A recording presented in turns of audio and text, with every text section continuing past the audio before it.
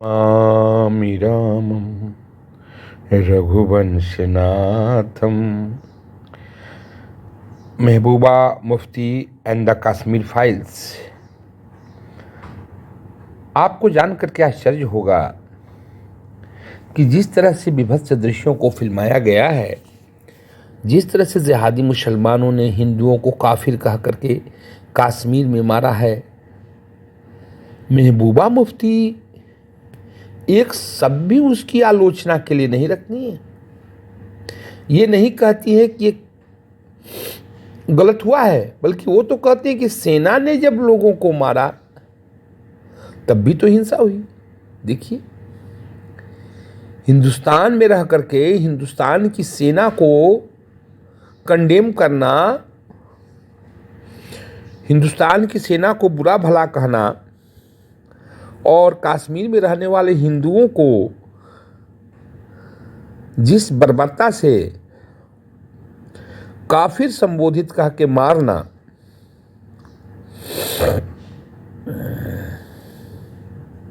और उस पर एक शब्द नहीं बोलना, महबूबा मुफ्ती जैसे राजनीतिज्ञ को कैसे शोभा देता है। वो जम्मू कश्मीर की मुख्यमंत्री रहीं, उनके पिताश्री भारत सरकार में गृह मंत्री रहे, और इनका अपहरण का जो नाटक किया गया, उस नाटक में ही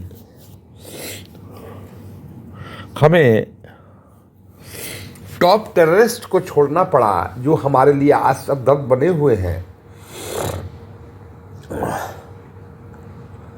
महबूबा मुफ्ती आज भी उन लोगों को, उन जिहादी मुसलमानों को ही आलोचना करने से बचती हैं। कहती है कि मैंने फिल्म देखी नहीं है, सुनी है कि ऐसे ऐसे दृश्य हैं। मैडम, एक बार फिल्म तो देख लीजिए। एक बार फिल्म देखिए किस तरह से आज से 30 वर्ष पहले हिंदुओं को काफिर कहने वाले, पहली बार मुझे समझ में आया कि काफिर कहते किसे हैं। काफिर वो होता है, वो औरत होती है, माँ और बहन होती है, जिसका कि ये मुसलमान बलात्कार करते हैं। काफिर वो होता है जिनको गोलियों से भूंज दिया जाता है। काफिर वो औरत होती है, गिरजा कुट्टू, जिसको जिंदे ही आरा से दो फाड़ कर दिया जाता है। ये काफिर है। आतंकवादियों ने ये परिभाषा तय की है, जिहादी मुसलमानों ने ये परिभाषा तय की है कि इन काफिरों को जीने का हक नहीं है।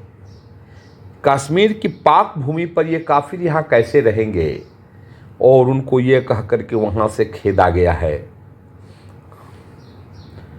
आपको सोचना होगा कि सिर्फ जिहादी मुसलमान ही नहीं, ये पॉलिटिशियंस जो वहाँ की कुर्सी पर मुख्यमंत्री बन करके बैठते हैं,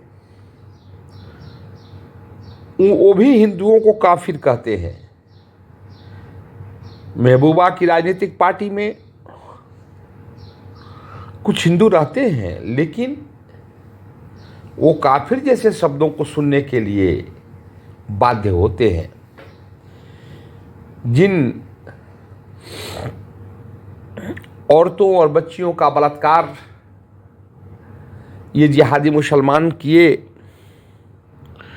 उनके प्रति दो शब्द आलोचना के महबूबा मुफ्ती के पास नहीं है।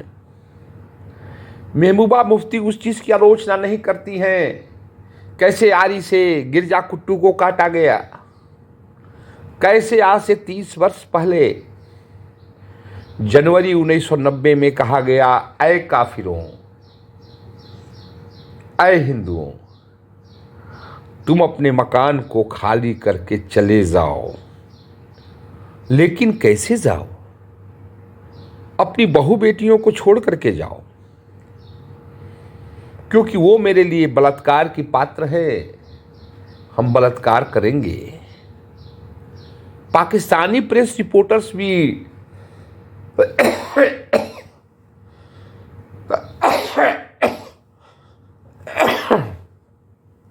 पाकिस्तानी प्रेस रिपोर्टर्स भी इस बात को जान करके हैरान और परेशान हैं बहुसंख्यक हिंदुओं के ऊपर किस तरह से मुसलमानी जिहादियों ने अत्याचार किया और 30 वर्षों तक मुसलमान की जिहाद को कहानी को सुनने के लिए हिंदुस्तान तरसता रह गया।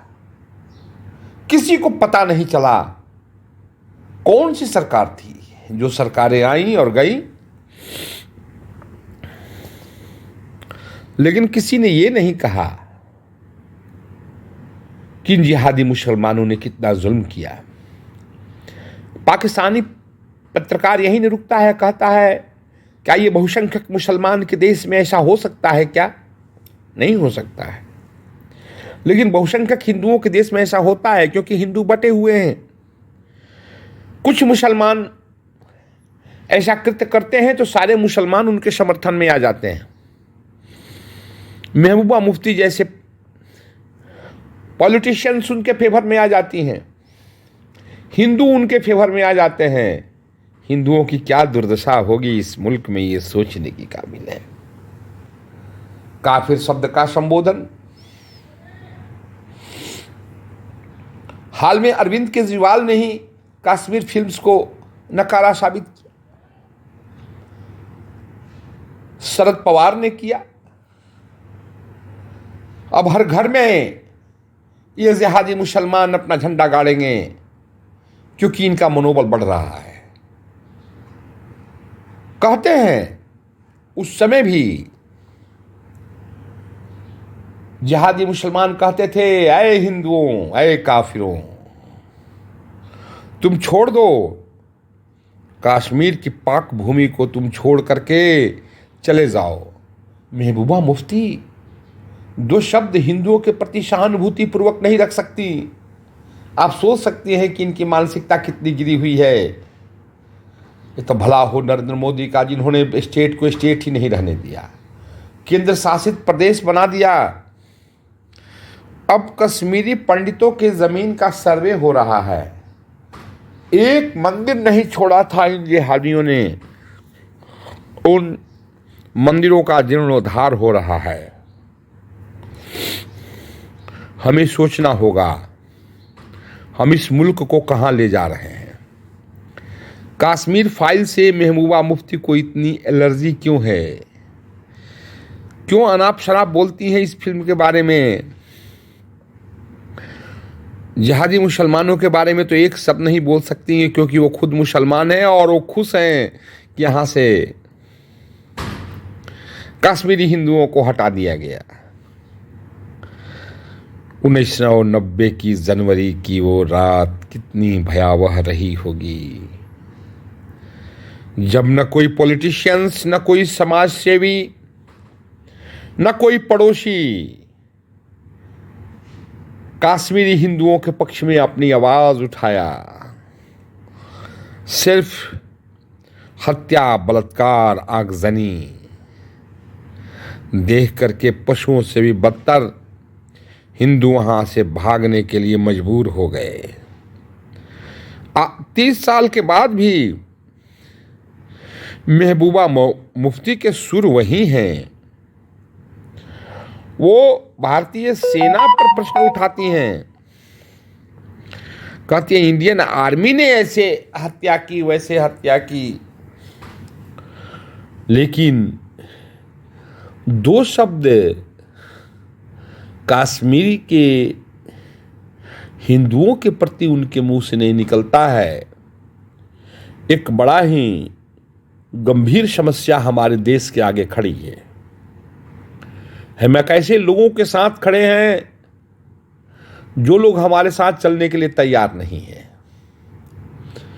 वो हमें, हमारी बहू बेटे के साथ बलात्कार करें, हमें काफिर कहें और हम उन्हें कहें गंगा जमुनी तहजीब है, आप मेरे भाई हैं, आप मेरे भाई हैं कह के हम गले लगावें और वो हमारा गला काटें। महबूबा मुफ्ती इसी बात को साबित कर रही हैं। समय आ चुका है पूरे हिंदुस्तान की जनता को, चाहे हिंदू हो, मुसलमान हो, सरदार हो, सिख हो, ईसाई हो, बुद्ध हो, जैन हो, सबको समझना होगा कि इस देश को हम किस दिशा में ले जाएं। क्या ऐसे नर पिशाचों का इस देश में कोई जगह है? ये नर पिशाच धर्म के नाम पर बलात्कार करते हैं, धर्म के नाम पे काफिर कहते हैं, धर्म के नाम पे हत्या करते हैं, धर्म के नाम पे घरों में आग लगाते हैं। क्या धर्म यही शिक्षा देता है? क्या धर्म की यही परिभाषा है? मौलवी को बुलाया जाता है गिरजा कुट्टू को काटने के पहले, और मौलवी ये संदेश देता है कि इसको 2 फाड़ कर दो जीते जी। क्या यही तुम्हारा धर्म है? इंसानियत का गला कोट घोंट करके कब तक तुम अपने धर्म का पालन करोगे? कब तक तुम हिंदुओं पर अत्याचार करोगे? हम हिंदू सहते आए हैं और देखते आए हैं। अब हमारी आंखें खुल गई हैं। हमें काफिर कहने वालों, तुम भी सजग हो जाओ।